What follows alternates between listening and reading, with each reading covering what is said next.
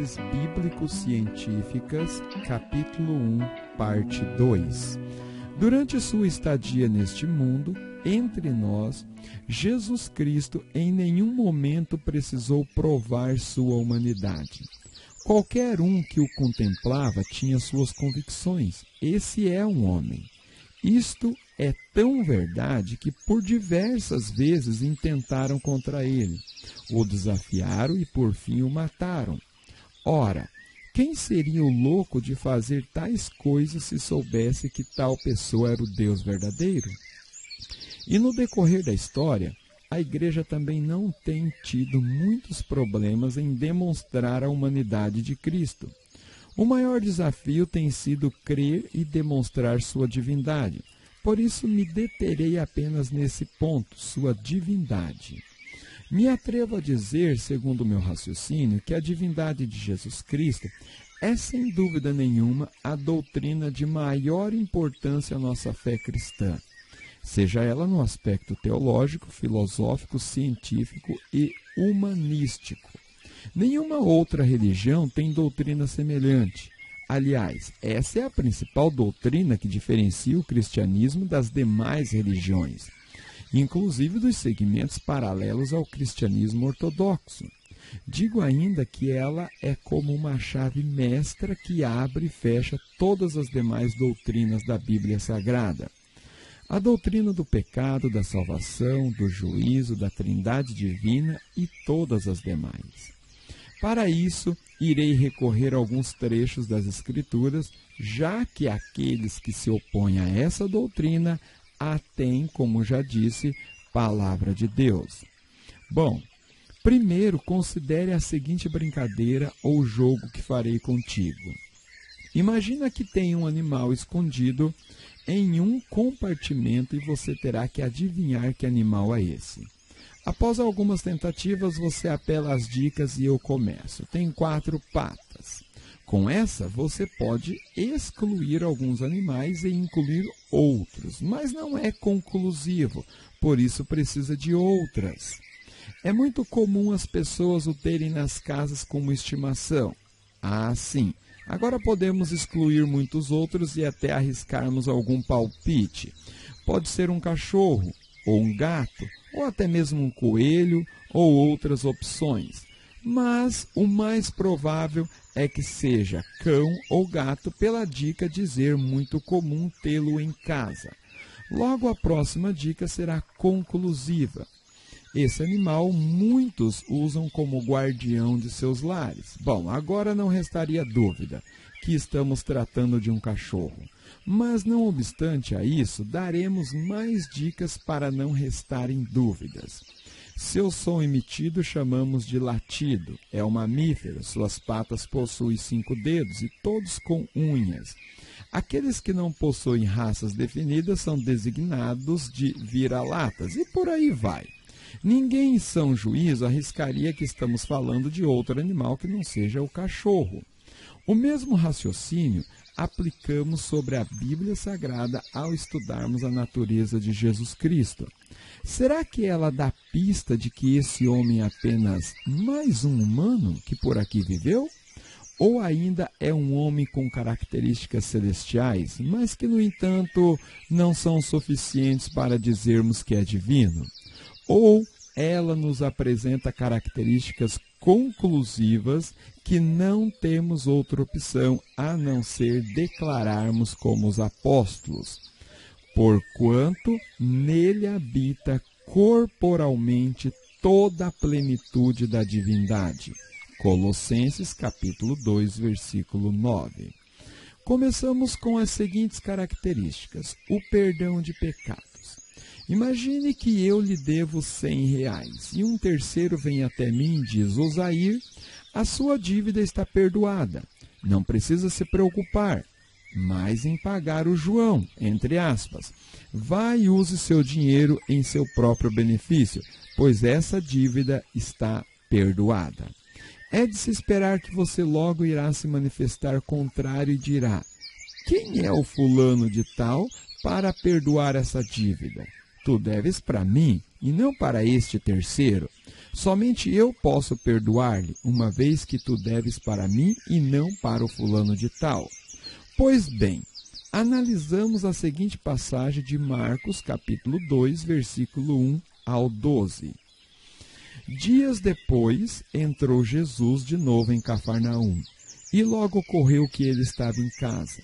Muitos afluíram para ali, tantos que nem mesmo junto à porta eles achavam lugar, e anunciava-lhe a palavra. Alguns foram ter com ele, conduzindo um paralítico, levado por 4 homens. E não podendo aproximar-se dele por causa da multidão, descobriram um eirado no ponto correspondente ao que ele estava e, fazendo uma abertura, baixaram um leito em que jazia o doente. Vendo-lhes a fé, Jesus disse ao paralítico: Filho, os teus pecados estão perdoados. Mas alguns dos escribas estavam assentados ali e arrazoavam em seus corações: Por que fala ele deste modo? Isto é blasfêmia. Quem pode perdoar pecados, senão um, que é Deus? E Jesus, percebendo logo por seu espírito que eles assim arrazoavam, disse-lhes: Por que arrazoais sobre estas coisas em vosso coração? Qual é mais fácil, dizer ao paralítico: Estão perdoados os teus pecados, ou dizer: Levanta-te, toma o teu leito e anda? Ora, para que saibais que o Filho do Homem tem sobre a terra autoridade para perdoar pecados, disse ao paralítico: Eu te mando, levanta-te, toma o teu leito e vai para a tua casa. Então ele se levantou e, no mesmo instante, tomando o leito, retirou-se à vista de todos, a ponto de se admirarem todos e darem glória a Deus, dizendo: Jamais vimos coisa assim. Observe que os doutores da lei, ou seja, os entendidos de Deus e das Escrituras que ali estavam, perceberam que aquela atitude era exclusiva à divindade. Sim, e eles estavam certos, pois quando o homem comete algum pecado, mesmo que seja contra o próximo ou si mesmo, antes de tudo está cometendo um pecado contra o Criador, que nos fez e nos dotou da sua lei, implantando-a em nossas mentes e corações. Alguém poderia razoar que ele estava blefando. Nada de perdão, eram só palavras ao vento. Mas para que não ficasse nenhuma dúvida, como no nosso jogo de adivinha, ele ainda pergunta: qual seria mais fácil, perdoar pecados ou curar? E demonstrou que sim, ele pode perdoar os pecados dos homens, porque ele é o nosso Deus Criador. Penso ser importante ressaltar que não sou adepto da doutrina unicista, que prega a divindade resumida a uma única pessoa, mas creio na Trindade e elucidarei essa doutrina no capítulo 16. Se alguém objetar que esta é apenas uma situação, digo que não. São inúmeras espalhadas nas Escrituras e veremos mais 2 dicas fortíssimas que não deixará dúvidas sobre a natureza de Cristo.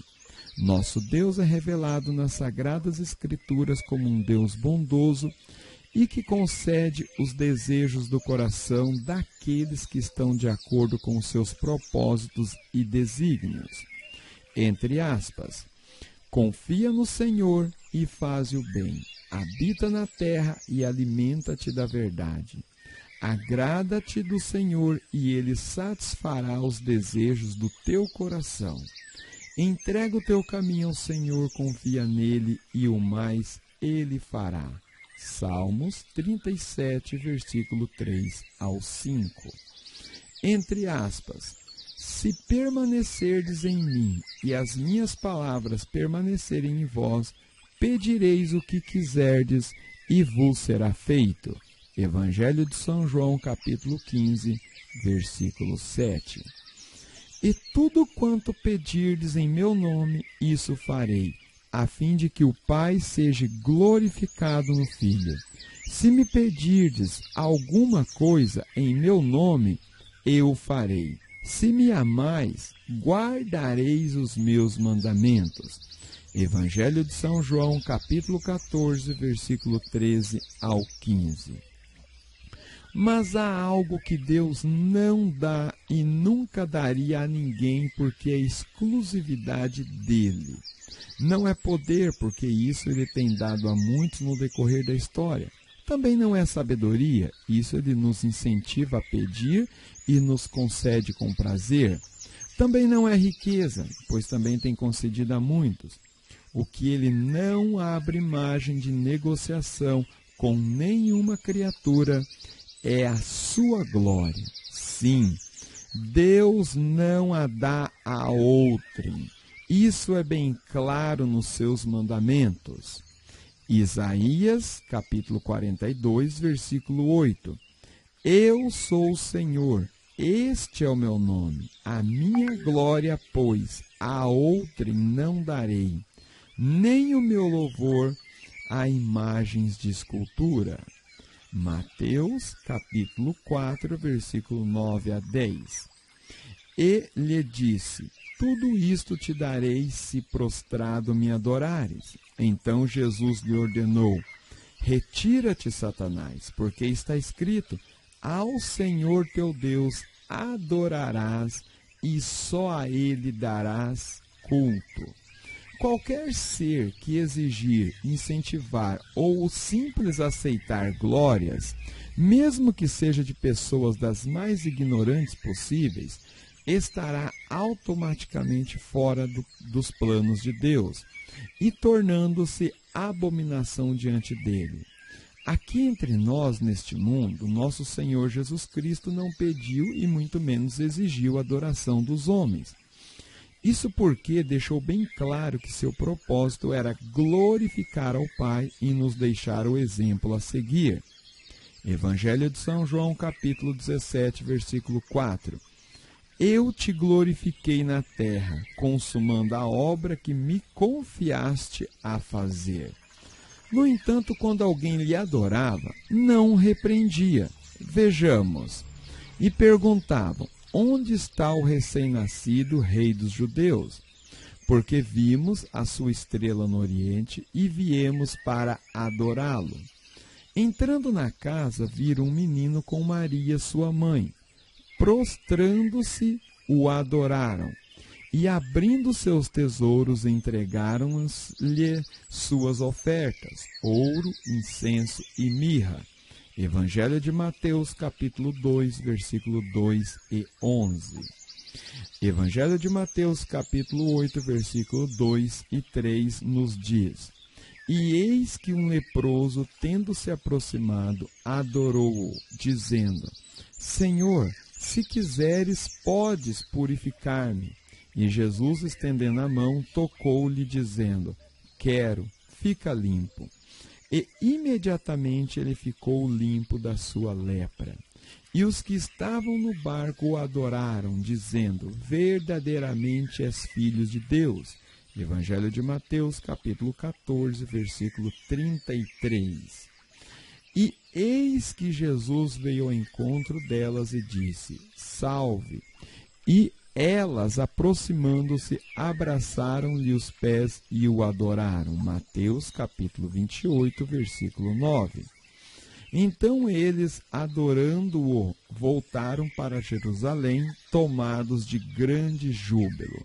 Evangelho de São Lucas, capítulo 24, versículo 52. Além de ser adorada aqui na terra e aceitar esta adoração, no céu é incentivada pelo próprio Pai. Hebreus, capítulo 1, versículos 5 e 6, abre aspas. Pois a qual dos anjos disse jamais: tu és meu filho, eu hoje te gerei. E outra vez: eu lhe serei pai, e ele me será filho.